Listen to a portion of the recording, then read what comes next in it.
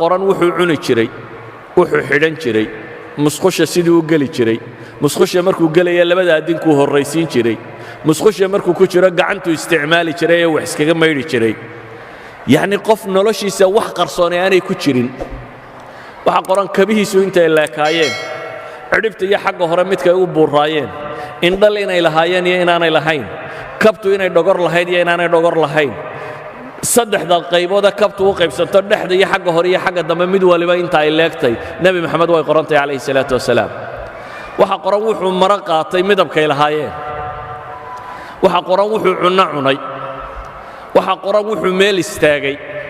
waxaa qoran wuxuu dagaal galay waxaa qoran wuxuu qof bini aadama la hadlay waxaa qoran wuxuu cibaadaystay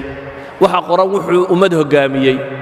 waxaa qoran noloshiisa oo dhan baa makshuufa dabeetana waxaa la leeyahay waa taa taariikhdii nebi maxamede bal meel ceeb le ka soo saara qof aan taariikhdiisa waxbaba qarsoonayn ee wax wal oo noloshiisa ka midiba uu ritan yahay oo la tilmaamayo meel ceeba ka soo saara